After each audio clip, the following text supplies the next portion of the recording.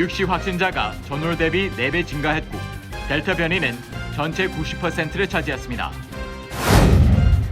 뉴욕시 인구가 현재 880만 명으로 지난 10년간 전국 1위의 증가율을 보였습니다.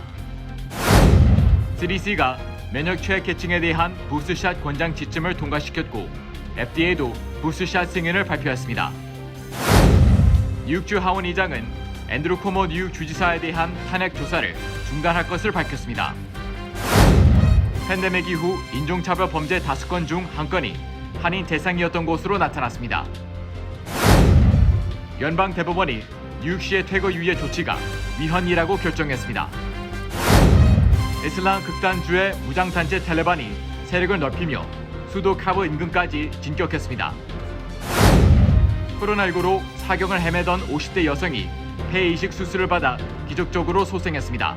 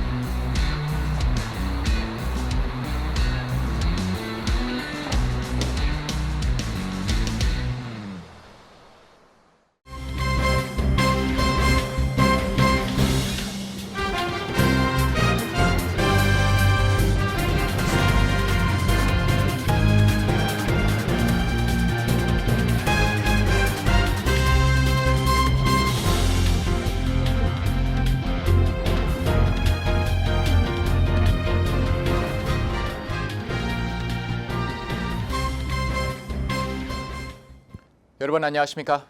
KBTV 뉴스9 이창환입니다. 뉴욕시 확진자가 전월 대비 4배 증가했고 델타 변이는 전체의 90%를 차지했습니다. 코로나19 관련 지표들이 모두 상승세를 보이며 사업장과 학교들이 잇따라 백신 접종을 의무화하고 예방수칙을 다시 강화하고 있습니다. 김현지 기자의 보도입니다. 시 보건부에 따르면 어제 뉴욕시에서 1,450명의 확진자가 발생했는데 이는 전월 대비 4배, 8월 1일보다는 70% 증가한 숫자입니다. 10만 명당 확진자 수를 계산한 감염률은 전주 대비 16% 증가했습니다. 뉴욕시 델타 변이는 전체의 90% 이상을 차지했는데 전국적으로는 80% 이상을 차지하고 있습니다. 뉴욕주에서는 어제 5일 연속 2자릿수 사망자가 발생했고 1일 확진자 수는 지난 4월 이후 가장 높은 4,701명을 기록했습니다. 일주일 평균 확진자와 양성률, 입원자 수, 사망자 수 등도 28일 평균보다 높아 가파른 상승세를 나타냈습니다. 전문가들은 아직 팬데믹 절정기 수준에는 못 미치지만 모든 코로나19 지표들이 상승하고 있다며 우려를 표했습니다. 빌 드 블라지오 뉴욕시장은 어제 $100 백신 접종 상금을 지급받은 시민이 5만 명에 달한다고 밝혔습니다. 1일 접종분은 전월 대비 2배 증가해 접종 장려책에 더불어 레스토랑 등 실내 시설들의 접종 의무화 등이 효과를 나타내는 것으로 보입니다. 블라지오 시장은 점점 더 많은 기관에서 백신 접종 증명을 요구하고 있다며 뉴욕시의 일상을 누리려면 당장 백신을 맞을 것을 당부했습니다. 하지만 전문가들은 백신 접종률이 올라가더라도 면역이 형성되어 감염세가 안정되기까지는 수주가 소요될 것이라고 전했습니다. 이에 따라 거리 두기, 손 씻기, 마스크 착용 등 예방수칙을 계속해서 지킬 것을 당부했습니다. 어제 뉴욕주 교육당국은 감염세가 높은 지역에서는 스포츠 등 집단 활동을 원격으로 진행하거나 취소할 것을 권장했습니다. 어제 뉴욕시 가톨릭 대교구와 브루클린 교구는 모든 관할 가톨릭교 학생과 교직원들에게 마스크 착용을 의무화했습니다. 한편 어제 뉴저지에서는 1,697명의 확진자가 발생해 4월 말 이후 가장 높은 숫자를 기록했습니다. 일주일 평균 확진자는 1,454명으로 전주 대비 27%, 전월 대비 무려 5배 이상 증가했습니다. 입원자는 763명으로 전월 대비 2배 이상 올랐습니다. KBTV 뉴스 김현지입니다. 센서스국이 발표한 2020년 인구 조사 통계에 따르면 뉴욕시는 지난 10년 동안 인구 증가율 전국 1위로 기록하며 현재 880만 명에 달하는 것으로 나타났습니다. 이는 도시 성장의 절반이 아시안 인구의 증가에서 비롯됐다는 분석입니다. 뉴욕시는 2010년 인구조사 때 817만 5천 명에서 62만 9천 명 이상의 주민이 증가했습니다. 인구조사국은 예상했던 것보다 훨씬 적은 증가율을 보였는데 이는 많은 주민들이 도시를 떠났으며 팬데믹 기간 동안 인구조사 요원들이 가정 방문 등에 제한이 있었기 때문이라고 밝혔습니다. 빌 드블라조 시장은 트위터에 빅 애플이 더 커졌다며 이 기록적인 수치는 우리 시가 계속 앞으로 나아가는 데 필요한 연방 자원을 확보할 것이라고 밝혔습니다. 뉴욕시는 처음으로 인구조사 지원 활동에 자금을 지원해 4천만 달러를 지출하고 인구와 밀접한 관련이 있는 수십 개의 지역 커뮤니티 그룹과 협력했습니다. 도시인구통계학자인 피터 로버는 인구조사국이 이전에 갖고 있지 않았던 26만 5천 개 이상의 주소를 식별했으며 도시 성장의 절반이 아시아인 뉴요커 인구의 증가에서 비롯됐다고 말했습니다. 뉴욕시 아시안 인구는 138만 5,144명으로 10년 전 103만 8,388명에 비해 33.4% 증가했습니다. 카운티별로 보면 한인을 포함해 아시안 최대 밀집 지역인 퀸즈의 아시안 인구가 66만 631명으로 2010년에 비해 14만 8,844명이 늘었습니다. 아시안 인구 비율이 27.5%에 달하고 있는 퀸즈는 뉴욕주 전체 62개 카운티 중 아시안 인구 비율이 가장 높은 것으로 나타났습니다. 2위인 브루클린과도 큰 격차를 보였습니다. 스태튼 아일랜드와 롱아일랜드 나소 카운티는 아시안 인구가 각각 68.6%, 60.6%나 증가하면서 뉴욕시 일원 지역 중 가장 높은 증가율을 보였습니다. 뉴욕주 전체로 보면 아시안 인구는 2020년 193만 3,127명으로 2010년 142만 244명에서 36.1% 증가했습니다. 혼혈 인구까지 포함하게 되면 뉴욕주의 아시안은 217만 3,719명, 전체 인구 중 10.8%에 달하게 됩니다. 뉴욕주 인구 중 10명 중 1명이 아시안인 셈입니다. 어제 FDA가 면역 취약계층에 대한 부스샷 승인을 발표함에 따라 오늘 질병통제예방센터 CDC의 예방접종 자문위원회에도 공식적인 부스샷 권장 지침을 내렸습니다. 김현지 기자의 보도입니다. 오늘 CDC 고문위원들은 면역 취약계층에 대한 화이자와 모더나 백신의 3차 접종 권장 지침을 만장일치로 찬성 표결했습니다. 몇 시간 뒤 로셸 웰런스키 CDC 국장은 위원회의 표결을 받아들이고 부스터샷을 공식 권장할 것을 선언했습니다. 웰런스키 국장은 FDA가 부스터샷을 승인함에 따라 취약계층의 예방 효과를 보강하기 위해 부스터샷을 권장한다고 발표했습니다. 권장 대상은 장기 혹은 줄기세포를 이식받은 사람, 에이즈 환자, 암 환자, 혹은 면역력을 약화시키는 약을 복용하는 사람 등으로 면역 취약계층에 한정했습니다. 면역 취약자는 의사의 처방이나 건강상태 증명 없이 접종을 신청할 수 있습니다. 어제 저녁에는 FDA가 화이자와 모더나 백신의 긴급 사용 승인 내용을 수정해 3차 접종을 승인했습니다. 자넷 우드콕 FDA 국장 대행은 면밀한 검토 과정을 거쳐 소수의 취약계층의 부스터샷이 필요하다는 결론을 내렸다고 전했습니다. 현재 접종 기준에 부합하는 대상은 미국 전체 인구의 약 2.7%에 불과하지만 돌파 감염으로 입원한 사람들 중에서는 무려 44%를 차지합니다. CDC와 FDA 양측 모두 현 시점에서는 면역 취약계층 이외에는 부스터샷 접종을 권장하지 않는다고 강조했습니다. 또한 부스터샷 대상은 화이자와 모더나 백신 접종자로 한정했으며 얀센 백신 접종자는 해당되지 않습니다. 지난달 CDC는 백신 접종을 마친 면역 취약 대상자 중 16에서 80%에서 항체가 발견되지 않았다고 보고했습니다. 이들 중 33에서 50%는 3차 접종 후에는 항체를 갖추는 것으로 나타났습니다. 최근 존스홉킨스 연구진들은 면역 취약계층의 코로나19 입원 확률이 일반인보다 485배 높다고 보고했습니다. 어제 앤소니 파우치 국립알레르기 전염병 연구소 소장은 면역 취약계층에 대한 부스터샷 접종이 가장 시급하지만 점차적으로 전 국민이 부스터샷 접종을 필요로 할 가능성이 있다고 말했습니다.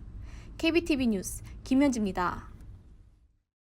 오늘 뉴욕주 하원의장이 성추행 혐의로 사임을 선언한 앤드루 코모 뉴욕 주지사에 대한 탄핵 조사를 중단할 것을 밝혔습니다. 일각에서는 요양자 사망수 조작 등 이외 혐의들에 대해서도 현재까지 밝혀진 내용을 대중에 공개하라는 주장도 일고 있습니다. 보도에 김은지 기자입니다. 오늘 칼 헤이스티 뉴욕주 하원의장은 사임 효력이 발휘되는 8월 25일부터 쿠오모 주지사에 대한 탄핵 조사가 중단될 것이라고 밝혔습니다. 쿠오모 주지사는 검찰총장으로부터 부하 직원 등 11명의 여성에 대한 성추행 혐의를 확정받은 이후 사퇴 요구와 탄핵 조사 압력을 받던 중 지난 10일 사임을 선언했습니다. 헤이스티 의장은 법사위원회의 탄핵 조사는 쿠오모의 직위 유지 적합성 여부를 조사하려던 것이므로 사임 결정이 난 현재 수사를 지속할 이유가 없다고 말했습니다. 또 법사위원회는 주 헌법에 따라 직무에서 물러난 전 주당국 위원을 탄핵할 수 없다는 사실을 고문 변호사들로부터 전달받았다고 밝혔습니다. 단 헤이스티 의장은 지난 몇 달간의 조사로 가려진 진위들로 볼 때 만약 그가 스스로 물러나지 않았다면 탄핵 절차가 이루어졌을 수 있다고 말했습니다. 지난 3월부터 법사위원회는 쿠오모 주지사를 탄핵할 근거가 있는지 여부에 대해 폭넓은 조사를 진행해왔습니다. 사임 결정 이후 일부 민주당원들은 지지 기반을 잃은 것을 우려해 탄핵 추진을 중단할 것을 촉구했지만 일부는 쿠오모의 추후 재출마 가능성을 차단하기 위해 탄핵 조사를 진행해 상원에서 유죄 판결을 내려야 한다며 반박했습니다. 법사위원회는 성추행과 성희롱 혐의 외에도 그의 팬데믹 회고록을 위한 정부 자원 이용, 팬데믹 중 요양원 사망자 은폐 조작 등에 대해 조사 중이었습니다.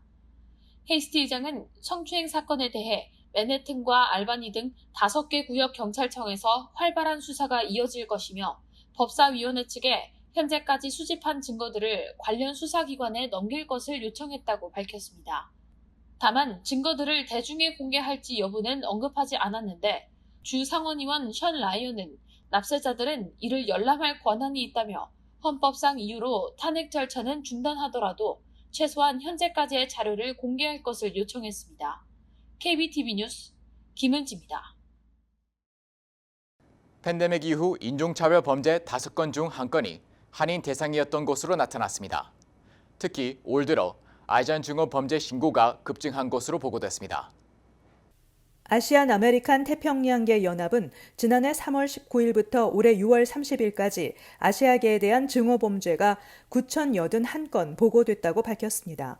지난해 4,585건, 올해 4,533건으로 올해 접수된 신고 건수가 지난해 한 해 동안 보고된 전체 건수에 육박했습니다. 한인 피해 사례는 전체 보고건 중 1,525건이었는데 이는 중국계 3,950건에 이어 두 번째로 많은 것입니다. 이어 필리핀계 9.1%, 일본계 8.6%, 베트남계 8.2%, 백인 6.6% 순이며 흑인의 피해 사례는 118건으로 1.3%에 그쳤습니다.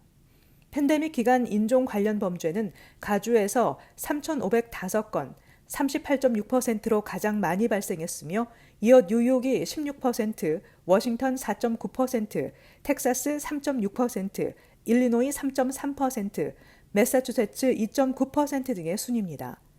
피해 사례를 보면 욕설 등 언어 폭력이 63.7%로 가장 많았고 이어 무시 행위 16.5%, 폭행 13.7%, 기침, 침뱉기 8% 등입니다.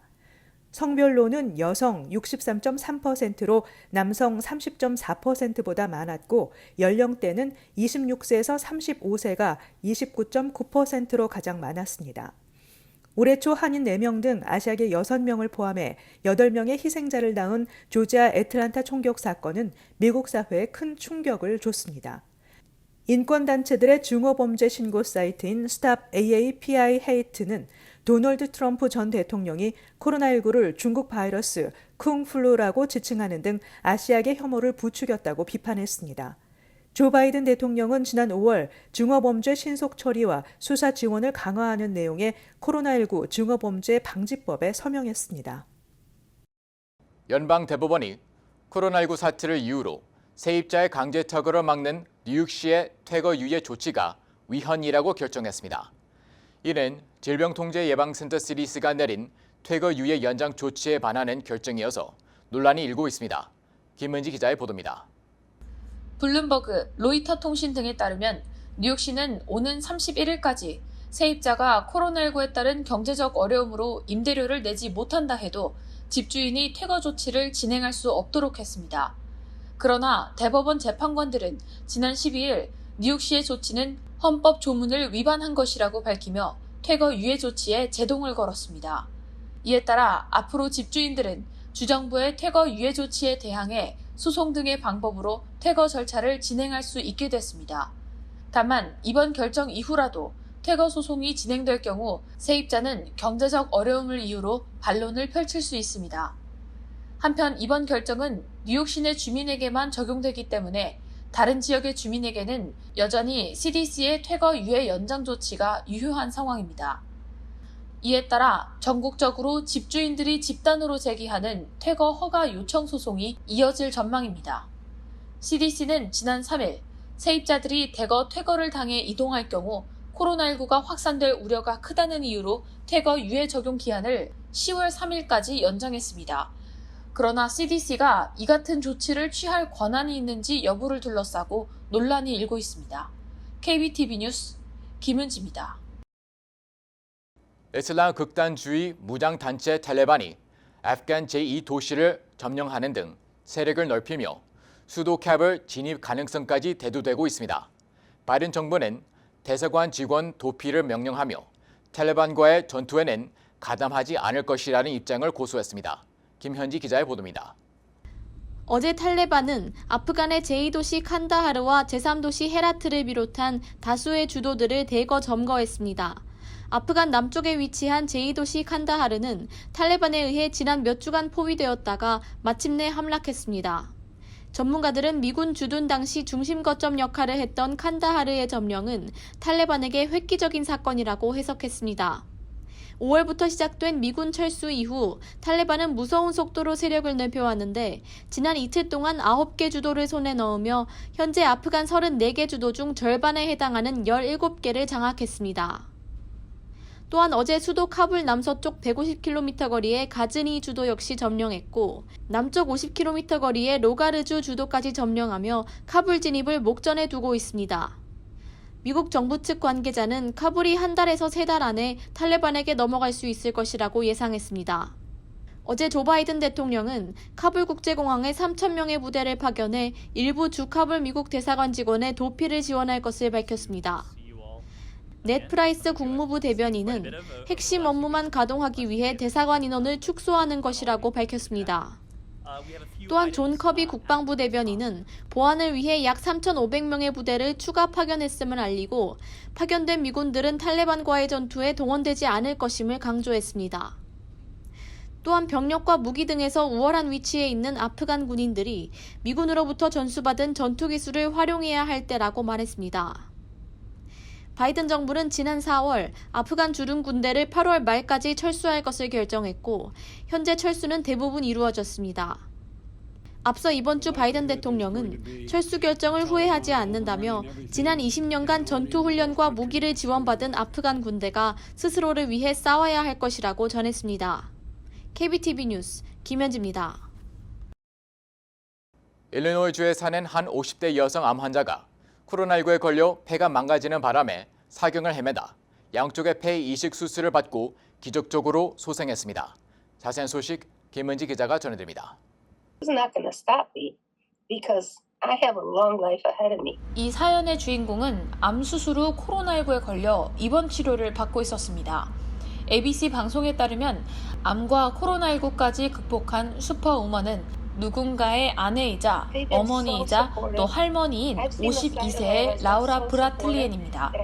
브라틀리엔은 지난 3월 백신을 맞았지만 한 달 후인 4월에 코로나19에 걸려 노스웨스턴 병원에 입원했습니다.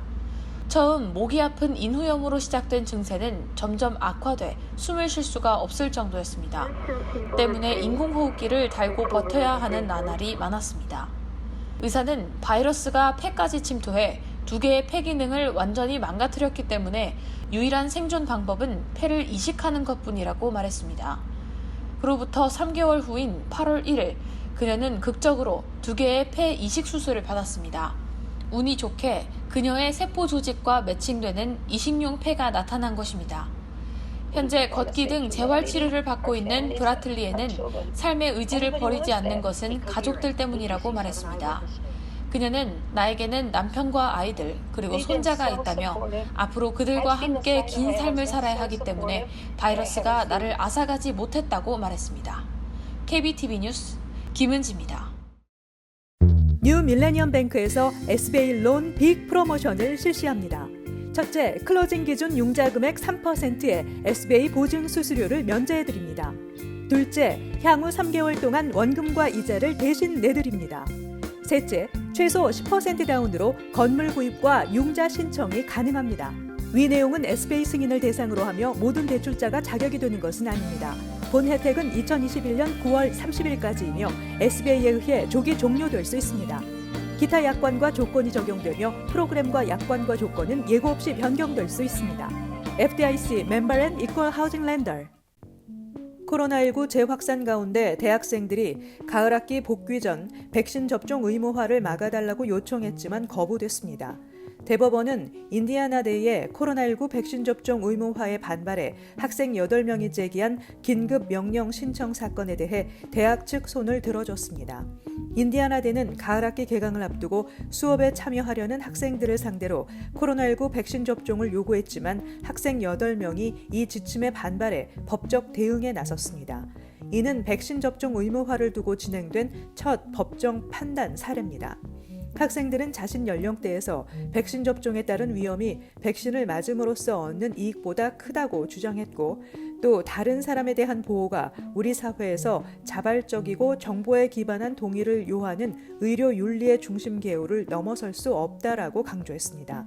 그러나 대법원은 지난 1905년 주 차원에서 천연두 확산에 대응하기 위해 주민들에게 백신 접종을 요구할 수 있다고 판단한 전례가 있다고 밝혔습니다.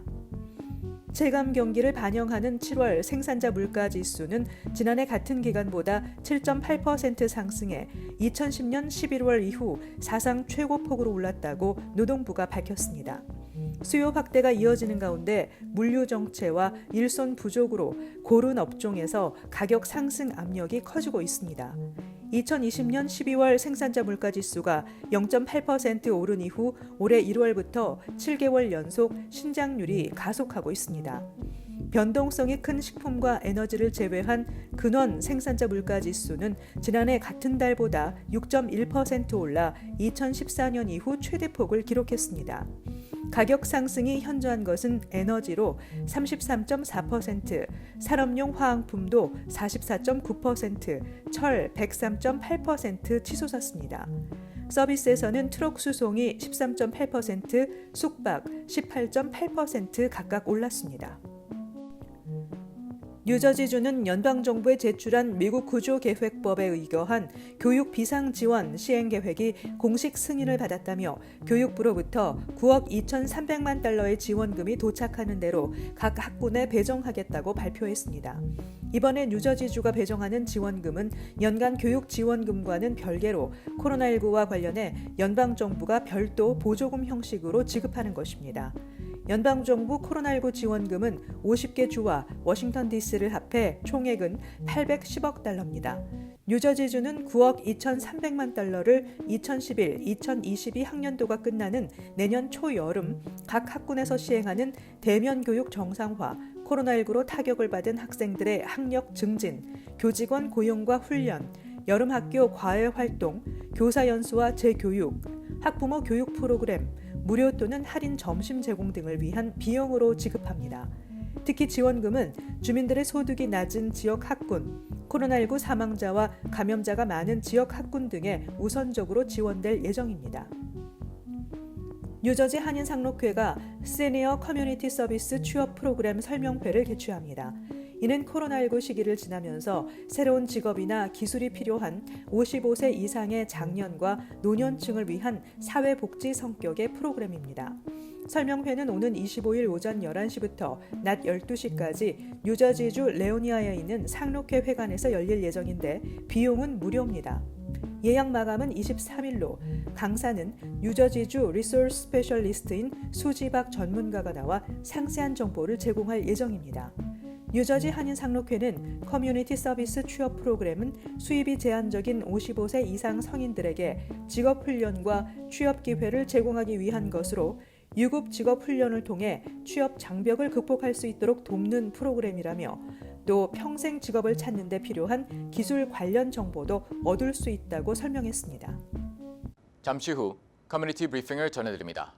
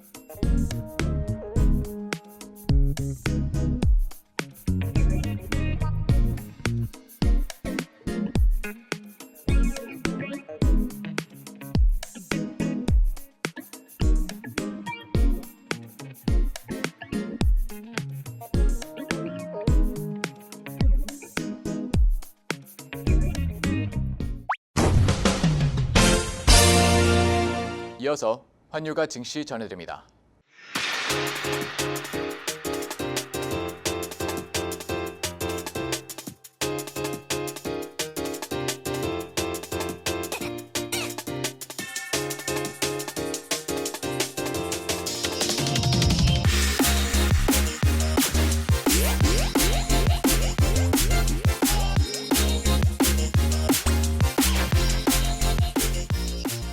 잠시 후 뉴욕과 뉴저지 날씨 전해드립니다.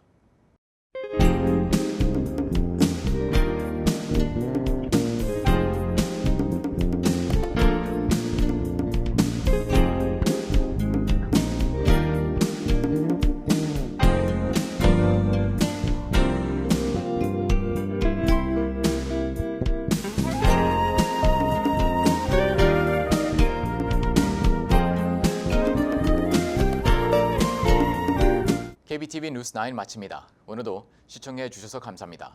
편안한 밤 보내시기 바랍니다.